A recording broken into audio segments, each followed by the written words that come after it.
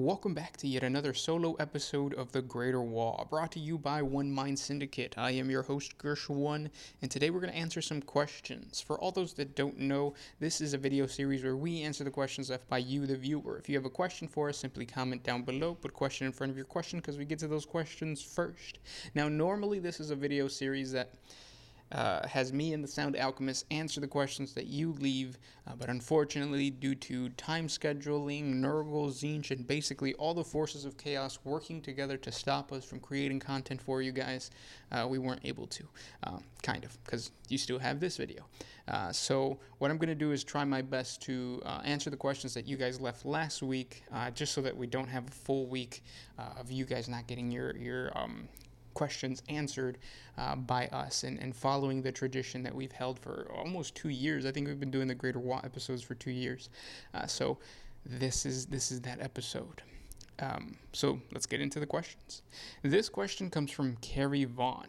Do you think they'll have the Big E resurrect Sanguinius with a boom upon his ascension to godhood? And how do you think he will fit with Guilliman running the Imperium? So first, let's tackle the first part of this question. Will Sanguinius be resurrected by the Emperor of Mankind? I don't think so. Guilliman wasn't resurrected through the powers of the Emperor. He was actually resurrected through the Eldar witchery and the birth of their new god. And I think the reason that happened, away from like the lore, but just on the tabletop, it just makes sense to couple a big imperial event with other Xeno races so that Games Workshop sells more models. So when Sanguinius does come back, I definitely do believe that it's going to be another Xeno race that somehow triggers him to wake up. Even though he was dead, technically he was dead. That lore has changed. Now, how that's going to happen, I'm not too sure. I don't know of another race, like other than the Eldar. I don't really see, like I don't see the Necrons resurrecting Sanguinius for whatever reason. Chaos, yes, maybe. Orcs, definitely not. Tyranids, definitely not. And the Tau Empire, I doubt it. So I think it has to either be Eldar or Chaos that's going to somehow work together, just like they brought back Guilliman and obviously bring back Sanguinius. And for all those that don't know, the reason that we think that Sanguinius is the next Primarch to come back is just because it seems that Games Workshop has been pushing that agenda. I mean, to go from having Sanguinius, the Primarch of the Blood Angels, completely killed during his battle with Horus, during the Horus Heresy, to saying that, oh no, now he's in stasis underneath the tomb and all that kind of stuff. That kind of is a huge red flag of saying like, oh, they want to do something big with Sanguinius. And it makes sense because Sanguinius has a whole, well, at his time, he had a whole legion that was very special within the Warhammer 40K game. So the Blood Angels have their own codex, they have their own miniature line that's very similar to like the Ultramarines. So it just makes sense for Games Workshop to come out with Sanguinius, come out with a whole new codex, a whole new line, and I say line with in quotes because it's not really new. It's just revamping Ultramarine line into the Blood Angels and just giving like new shoulder plates and all that kind of stuff. But we'll see what happens in the future if that is true that Sanguinius is coming back. But yeah, it does seem like he is the one Primarch to come back. Now, is he going to get any boons from the Emperor or from just anything in general? I honestly, I don't really know. Guilliman has the Emperor's sword. I wonder if Sanguinius is going to have something special, maybe like a set of armor or something connected to the Emperor himself, just like Guilliman did. So maybe like his gauntlet, or I really don't know, but we'll see. The Sound Alchemist would actually be better at answering this question just because he actually did the lore. He has looked into the lore of the individual armor and war gear of all of the Primarchs. So check out our 40 facts on Sanguinius. Check out our 40 facts on, I think it's the most powerful swords. The Sound Alchemist just recently made a video on that. So check that out. You might get some answers there. Now, how is that going to play out with Guilliman and Sanguinius both being alive and the Imperium, or trying to run the Imperium? I think it's pretty simple. The Imperium is already split in two. One half is Dante, or controlled by Dante. The other half is controlled by Guilliman.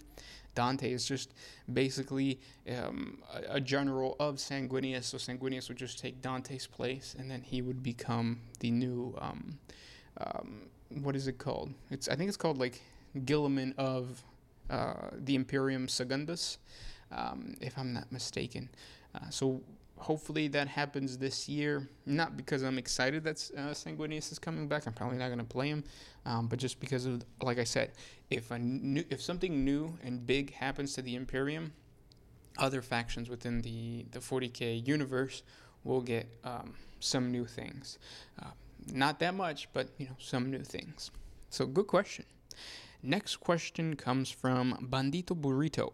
Are Space Marine Scouts still around in 40K, were they replaced with the Vanguard Space Marines? Scouts are still around. Scout Space Marines you can still buy them. I think the Reavers are the closest thing Primaris-wise, because I don't think there are Primaris Scouts. You're just dealing with old Marines, and from what I remember, I don't even know if I think that box is still plastic. But yes, they're still around. They have not been replaced with the Vanguard Space Marines, technically. They might fulfill the same battlefield tactic, but no, you can still buy Scout boxes. Next question comes from John Ash. Having never really played 40K as I'm such a slow painter, is Kill Team still a good option as an education to 9th edition? I played Kill Team only twice, and it's actually a little bit more fun and it's quicker than 40K tabletop. The cool thing, the epic thing about 40K as a tabletop game is that you're dealing with a bunch of units. You're dealing with way more point value. With Kill Team, you are limited to just a team, and then your actual terrain is a lot smaller. You have more of it, but it's a lot smaller, and it's tactical in that you might not have consecutive turns. You might not like switch off with turns like you can with 40K. Kill Team is slightly different, but it's good to learn. It's good to use to learn like strength, ballistic skill, weapon skill, all that kind of stuff. So yeah, I guess you could. And also, if painting is a problem for you, I'm going to create a video later on explaining how you can move around that or kind of like quickly painting your miniatures so that they're tabletop ready. Because there is a technique, and you can get like an entire army done in probably less than 3 days. Well, you could probably even do it in 1 day as long as you don't care too much about the actual models, but we'll talk about that later. Also, you always have the option of just purchasing already painted miniature line, which is good if you want to play the game, bad if you want to make your army your own, because painting is a big part of the hobby. Next question comes from Ty Shingleton. What is the closest thing to a lightsaber in 40K? A power sword. It deflects bullets. It's powerful, just like a lightsaber. But yeah, I would say a power sword is the closest thing. It's not actual light, but it's lightning. So very similar. Next question comes from Magic Eye. What if there was no Inquisition? Also, is there a type of internet in 40K? I think I've answered this before. If there was no Inquisition, then the Imperium would be more fractured than it already is. The Inquisition, apart from being a badass organization that is probably corrupt just because power corrupts, it does fulfill a very important role of eliminating the threat from within. which I think is more important than their job with the other things like fighting chaos and fighting Xenos. I think eliminating the fight from within, or eliminating the enemy from within, has prevented a lot of civil war, has prevented a lot of planetary governors, high lords taking over the Imperium and basically having another reign of fire all over again. Check out our 40 facts on the Sisters of Battle, or the history of the Sisters of Battle. That basically goes through the Reign of Fire and the creation of the Sisters of Battle, and it helps you understand why the Inquisition was formed. It was formed to fight Goge Van Dyer, it was formed after because of Goge Van Dyer and his corruptive nonsense that he did with his whole combining the ecclesiarchy and combining or the administratum and the ecclesiarchy. It was the church and the just the powers of the Imperium, the bureaucratic powers of the Imperium, I guess you could say. Good question though. Oh, and also, is there internet in 40K? I don't think that there is an internet in the way that we use the internet. There must be some astropathic something or another, but it could only be used by astropaths, unless there's something else. I think if you check out our 40 facts on the inner part of the Imperial Palace, it talks about a certain area within the Imperial Palace that is controlled by navigators and astropaths and psychers, and they basically it's a hub of all of the astropathic choirs, and then they just communicate, and it makes me think of the internet, whereas like the entire Imperium is connected to this center hub within Terra and within the Imperial Palace so that messages can go across, but it's not like the internet in that it's free for everyone. You can't just tap into the Wi-Fi of an astropath and use it in that way, if that makes sense.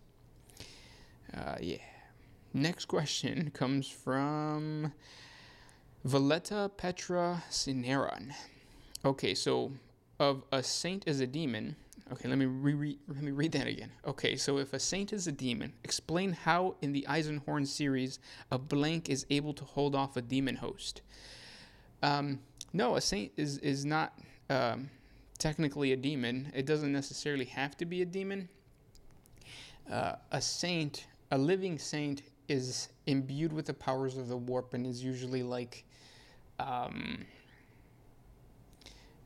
it's demonic in the sense that it is made up of the same warp stuff that demons are made out of.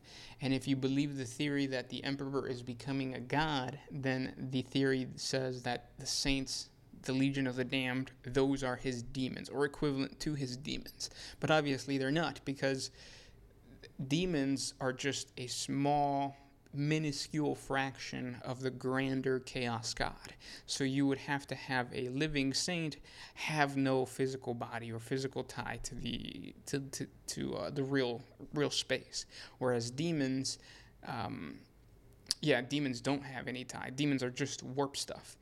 So a living saint is not technically a demon, but it is demon-like because of the fact that it is empowered, just like a demon prince would be empowered, just like demon primarchs are empowered, but they're not technically demons. I hope that makes sense. I should create a 40 facts video of the hierarchies of all of the different demon creatures and stuff like that. I think that would help out a lot. Good question, though.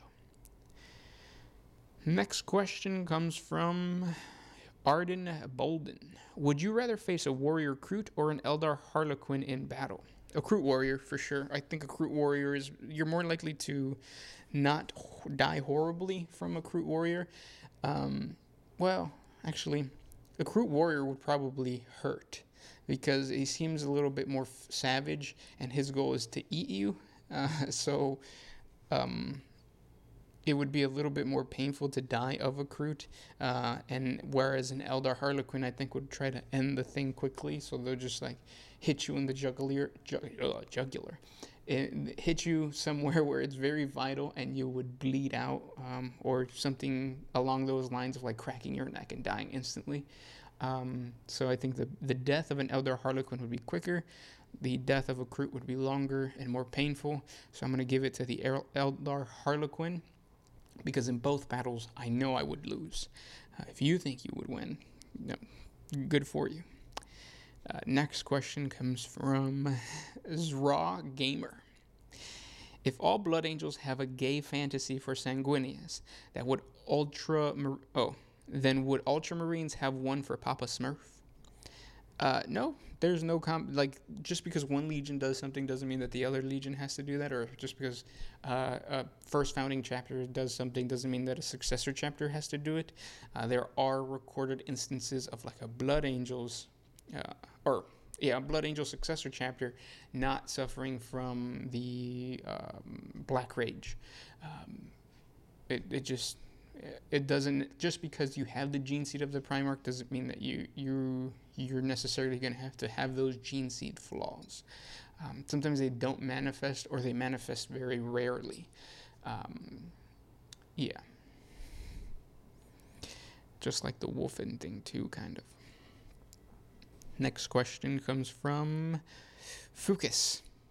What do you think the God Emperor's demon engine would look like? Probably like that one Sisters of Battle crucified pain engine thing. I think something like that. Something very sadistic and sacrilegious, because Games Workshop loves doing sacrilegious stuff, which, hey, it looks awesome. So, next question comes from Odin, God of Wisdan. Is there a lore reason for Gene Stealers to go to war against the Tyranids or fight them on the tabletop? Of course. Gene Stealers from a different Tyranid hive mind would fight, a different Tyranid hive fleet. So if you have Behemoth, Gene Stealers from Tyranid's hive fleet Behemoth, and then they come across the tendrils of hive fleet Kraken, they would fight each other. Because obviously they want their hive fleet to consume the biomass of their planet, and they're going to defend that planet as much as they can. Which is another cool thing about Gene Stealer cults, is that because they're basically caretakers of the planet until the hive ship arrives, or the main hive fleet arrives, they will go to extreme lengths to defend their planet. So if an orc invasion hits a planet where there's a strong Gene Stealer cult, you're going to have the Gene Stealer cult fighting off the orcs. And it's going to be a brutal battle, and obviously they're going to send distress calls to the hive fleet to come reinforce them, if the hive fleet even cares. But yeah, so that's another really cool thing why you should, that's another really cool reason why you should really invest in creating lore for a Gene Stealer cult. It's so much fun. I know of a guy on Instagram that we follow that has a whole Gene Stealer cult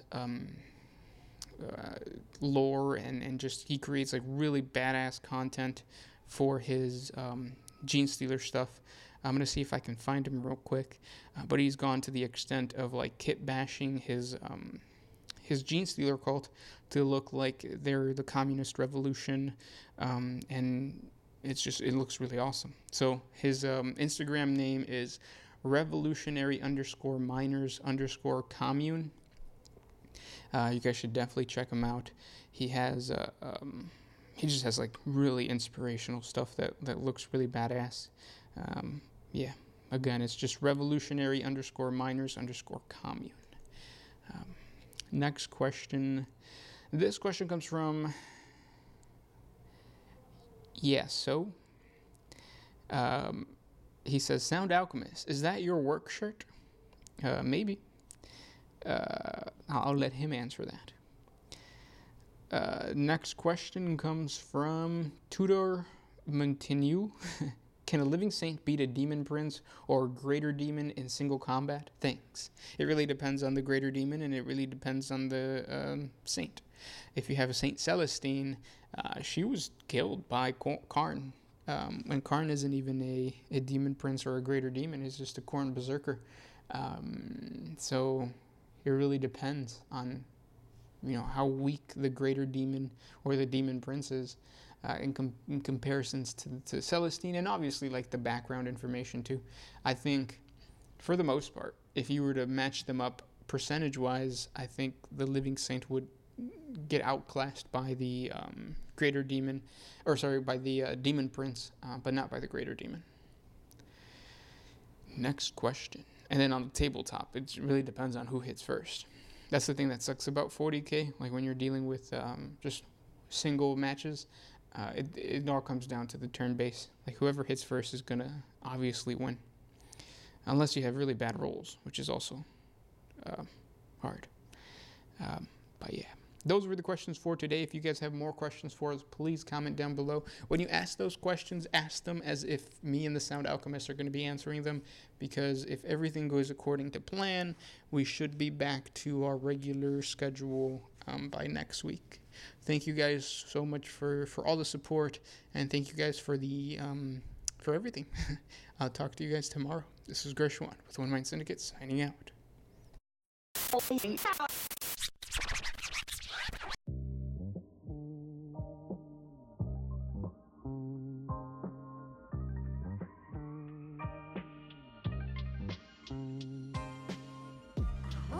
used to put my freedom first in any situation. I knew I never had that much to lose.